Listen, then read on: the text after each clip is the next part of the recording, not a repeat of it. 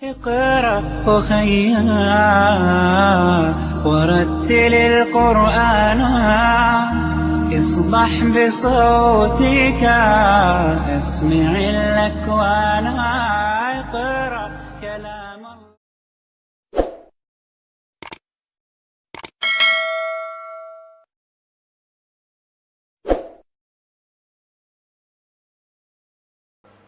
Untuk menciptakan bumi dengan warna-warna yang indah, penuh cinta dan kasih. Dari sejak dia lahir. Udah masuk? Baik, fadhal azan dulu. Allahumma salli wa sallim ala nabiyyina Muhammad. Kalau antum melihat ada anak yang ketika besar pendendam, pendengki,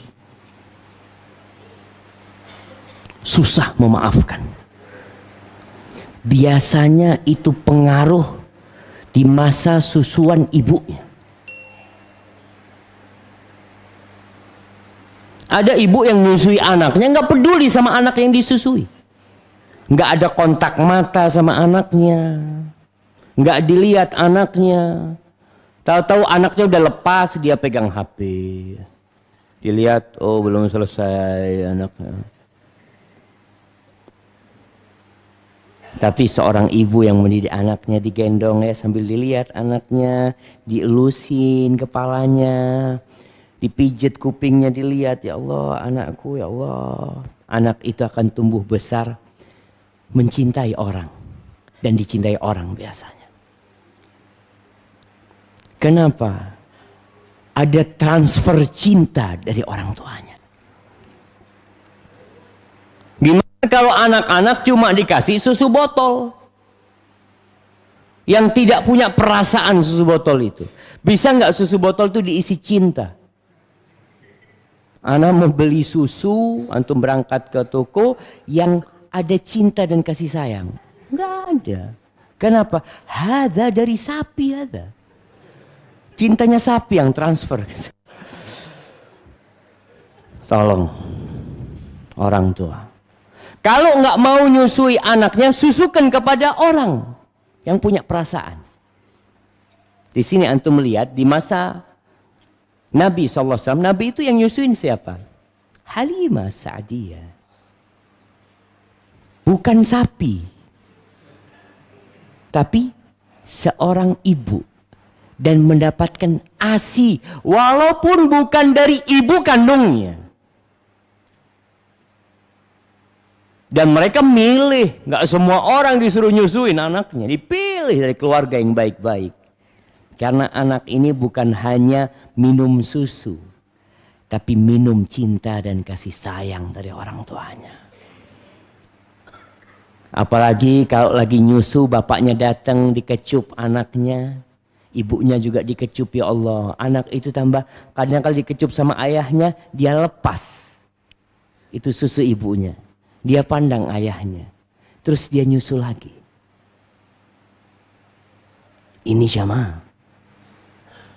Jangan diremehkan. Nabi SAW suka mengecup anak-anak kecil. Untuk menumbuhkan cinta. Sampai pernah suatu hari datang orang Badui bertanya kepada Nabi SAW, "Atuqabbiluna sibyanakum?" Apakah kalian mencium anak-anak kecil di antara kalian, bayi-bayi kalian? Kata Nabi, iya. Oh, kita tidak mencium. Bangga dia. Seakan-akan orang-orang yang perkasa itu, oh, nggak punya kayak gitu. Kata Nabi SAW, ya mungkin Allah sudah cabut rahmat dari kalian. Rasul SAW subhanallah jamaah, diciumin tuh anak-anak kecil. Bukan hanya anaknya sendiri, bukan hanya cucunya. Para sahabat Nabi kalau punya anak langsung dibawakan kepada Nabi SAW. Dibawa ke Nabi SAW. Rasul SAW bagaimana berbagi cinta dengan cucunya. Umamah binti Abil As, sholat jadi imam, anaknya ditaruh di sini jamaah. Masih kecil jamaah. Dan antum lihat ya, orang tua yang gendong anaknya di sini, bagaimana perasaan anaknya, bagaimana cinta dia kepada ayahnya, dia pegang kepala ayahnya ya. Nanti sama bapaknya dimundurin, dia takut jatuh, ayah, ayah, katanya subhanallah.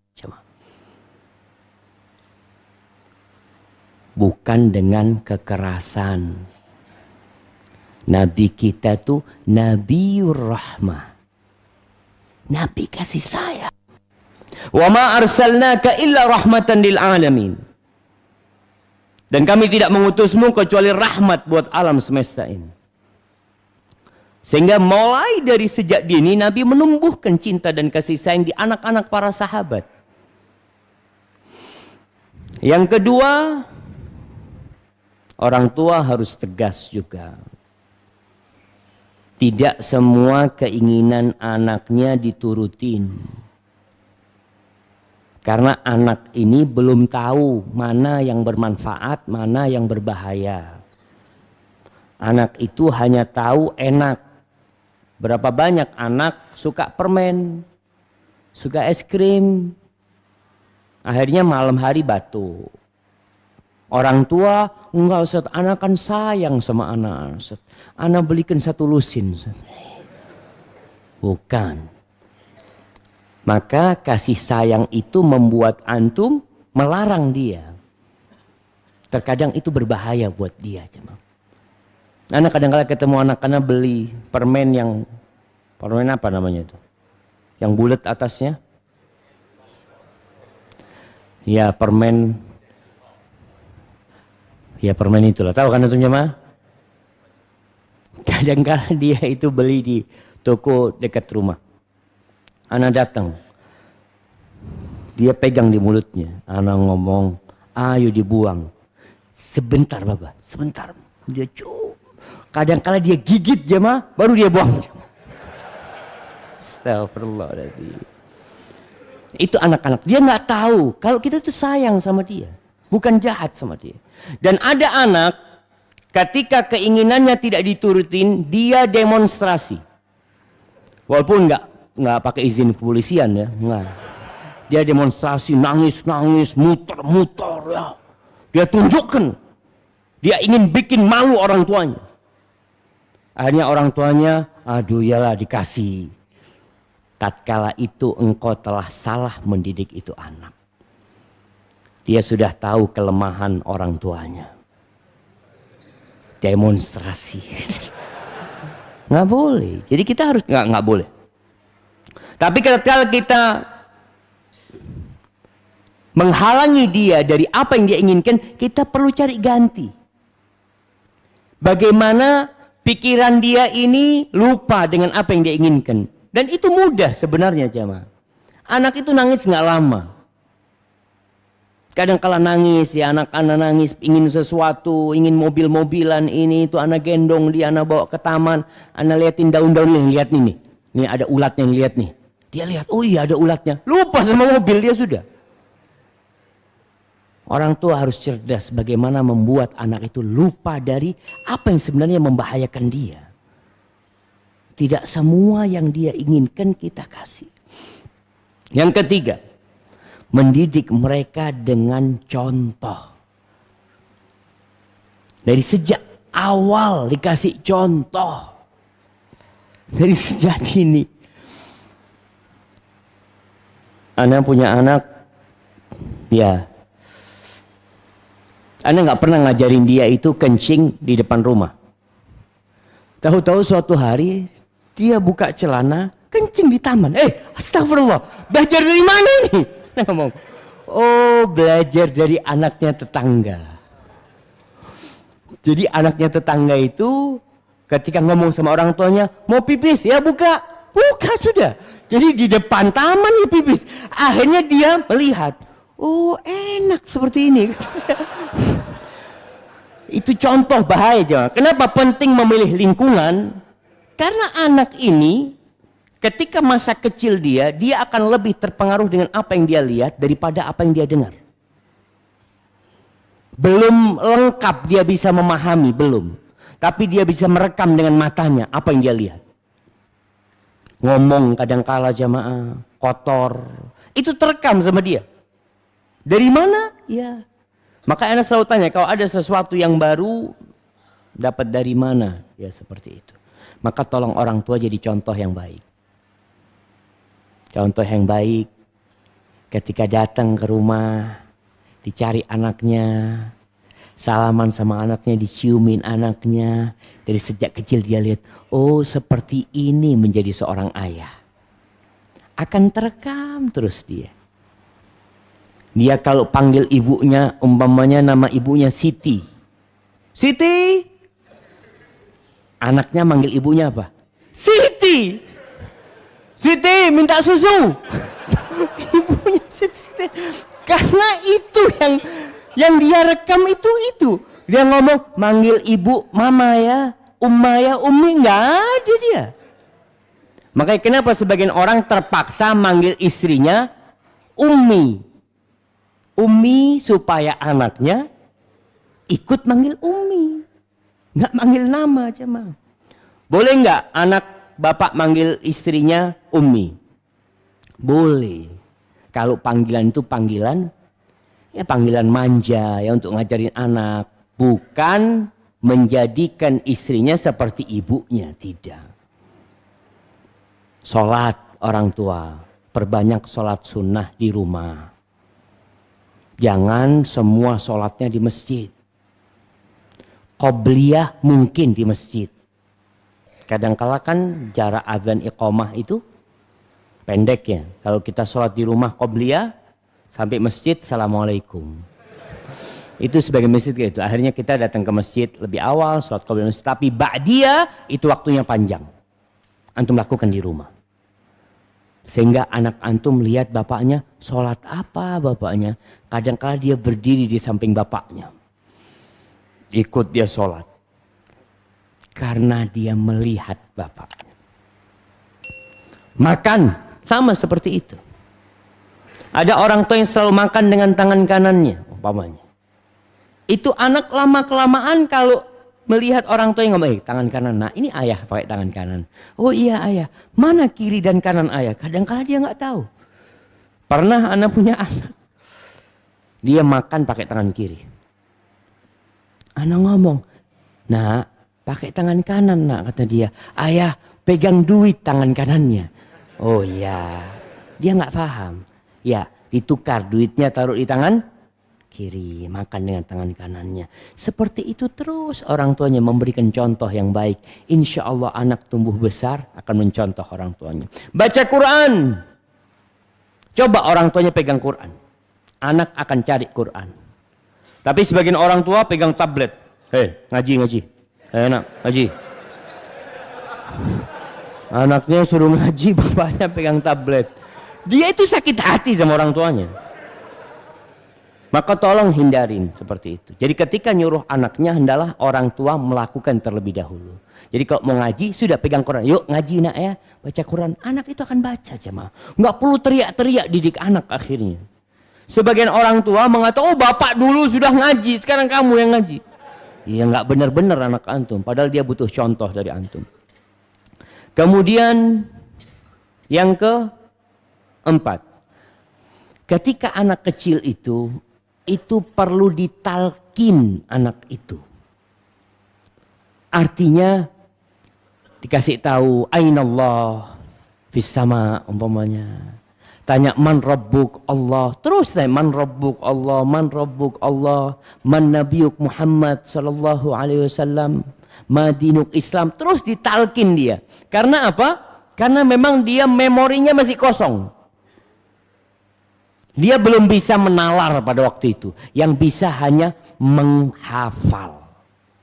Maka pendidikan anak pada waktu itu berupa hafalan. Terus diajarkan. Kenapa anak-anak TK itu bisa hafal doa-doa? Kenapa ibunya nggak hafal? Karena anak TK kan terus ditalkinin sama gurunya.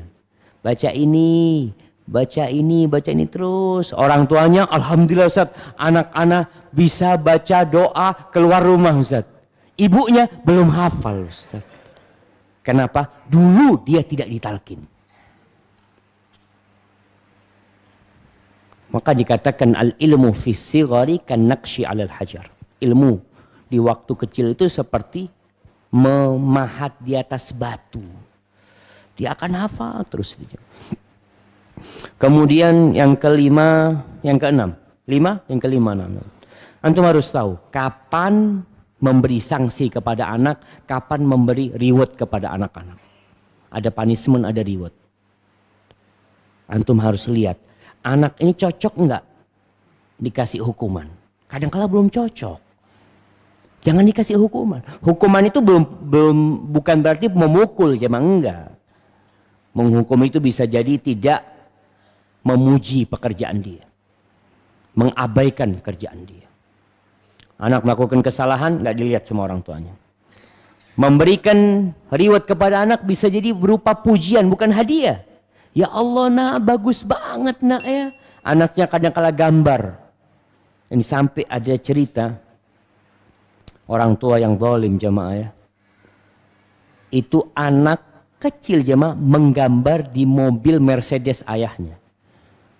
Pakai paku, jemaah. Oh, sampai itu jadi gambar. Dipanggil, ayah, sini ayah, kata dia ayah. Nih ayah, aku bikin gambar yang bagus ayah. Marah ayahnya. Akhirnya sama ayahnya dipukul anaknya, tangannya. Dipukul sampai demam. Anak itu di malam hari ternyata infeksi. Sampai akhirnya anaknya itu dipotong tangannya. Ketika itu anak, ayah, aku minta dikembalikan tanganku ayah. Tadi tujuan orang tuanya apa sih? Biar dia itu gambar. Kadang-kala anak itu gambar salah tempat, ya dikasih tahu. Jangan dihukum, dia itu nggak paham. Anak main HP, HP-nya jatuh, pecah. Dimarahin sama orang tuanya. Nggak perlu dimarahin. Dia nggak sengaja, jemaah. Antum lebih cinta mana? Sama anak antum apa sama HP antum? Tahu-tahu anaknya HP-nya dibikin kapal-kapalan di kamar mandi. Ayah. Antum lihat, Allahu Akbar. Jangan dimarahin. Karena dia nggak paham. Dia pikir itu kan HP kan ada lampunya. Jadi kalau di air terang ayah. Seperti itu. Kapan antum memberikan hukuman dan kapan memberikan pujian atau bahkan memberikan hadiah, antum harus paham. Dan ketika antum berjanji harus ditepati. Dan masih banyak yang lainnya, jemaah. Mendidik anak dengan cerita. Ketika malam hari tidur, tolong ditemenin anaknya tidur. Jangan pegang HP orang tuanya. Anak pernah ditegur sama anak-anak, ya Allah, mudah-mudahan Allah ngampuni anak. Anak tidur, nemenin anak baca. Anak baca tablet atau HP waktu itu, anak baca. Apa kata anak-anak? Abah ini sama Ummah, kata dia. Kalau mau tidur pegang HP, kata dia. Anak itu tahu jemaah. Anak, ya Allah, benar ya. Akhirnya anak taruh. Ketika mau tidur, antum perlu dekat sama anak antum. Antum baca Quran, antum cerita. Antum pegang HP cerita buat dia. Sehingga dia tahu apa yang sedang dibaca oleh ayahnya. Itu penting, mendidik dengan cerita. Sepertiga Al-Quran itu isinya cerita. Kemudian memanfaatkan peristiwa-peristiwa tertentu. Ada angin, ada hujan, ada banjir, ada tabrakan, ada apa. Manfaatkan itu untuk mendidik anak. Nah, nih lihat nak, seperti ini nak. Jadi bukan cuma nonton orang tuanya. Melihat banjir, yuk lihat banjir yuk.